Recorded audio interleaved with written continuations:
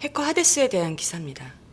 하데스라면 배우 신여중을 죽인 진범으로 몰렸다가 공장 폭발 사고에서 사망한 박기영을 말씀하시는 거죠?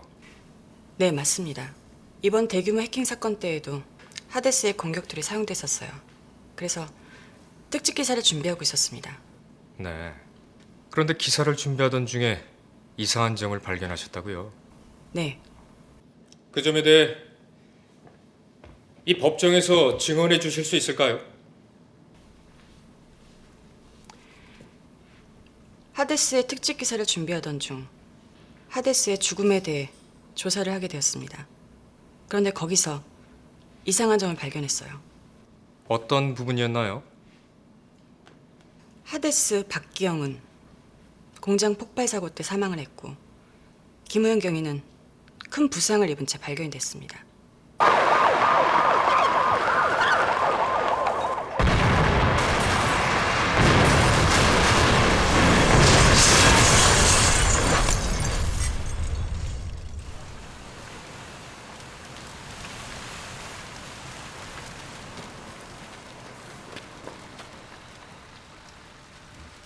처음 발견했을 때 부상이 워낙 심해서 겉으로 보기에는 김우현 경인지 아닌지 판단하기가 힘들었다고 했습니다.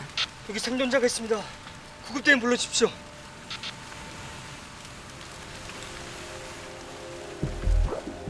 그런데 그 사람이 김우현 경이라고 생각했던 이유는 김우현 팀장이에요. 아직 살아 있습니다. 바로 신분증 때문이었습니다. 신분증.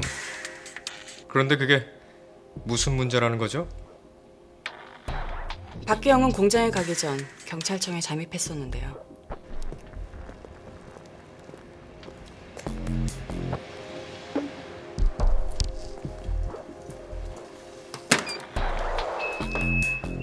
그런데 바로 그때 김우현 경의 신분증을 가지고 있었습니다.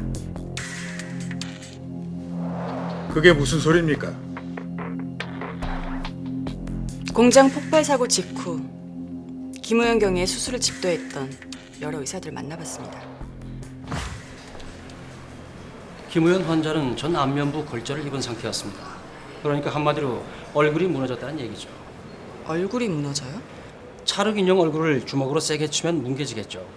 그걸 본인의 평소 때 사진을 기준으로 다시 복원시키는 겁니다. 그렇다면 얼굴이 그렇게 무너진 상태에서 자신의 얼굴이 아닌 다른 사람의 얼굴을 기준으로 복원을 시킨다면 다른 사람의 얼굴이 될 수도 있겠네요? 충분히 가능한 일이죠. 근데 왜 그런 일을 하겠어요? 그러니까 증인은 공장 폭발 사고 때 김우현 경위와 박기영이란 해커가 바뀌었다고 주장을 하는 겁니까?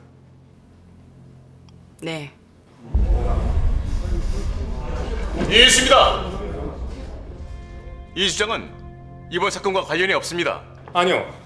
이번 공판에서 가장 중요한 증언입니다. 만약 그 공장 폭발 사고의 생존자가 김우현이 아니라 박기영이라는 해커라면 현재 피고인 측의 증인으로 나온 김우현은 자기가 목격하지도 않은 사건 현장을 봤다는 위증을 하고 있는 겁니다. 하지만 그건 저 여기자의 얼토당토하는 추측에 불과합니다. 얼토당토하는 추측일지 모르겠지만 만약 저 얘기가 맞다면 피고인 측의 주장은 모두 허위 사실이 되는 겁니다. 재판장님, 이 주장이 사실인지 아닌지에 따라 무고한 피해자가 나올 수도 있습니다.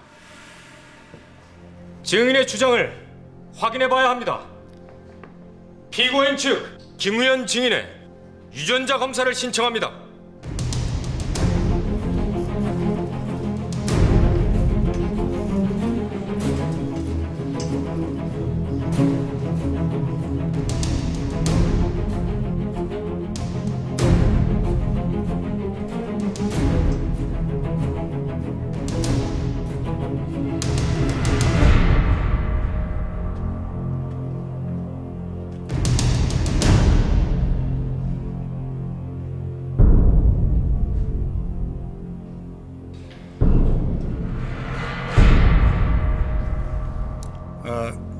검찰 측이 제기한 의견에 대해 협의하기 위해서 15분간 휴정하겠습니다.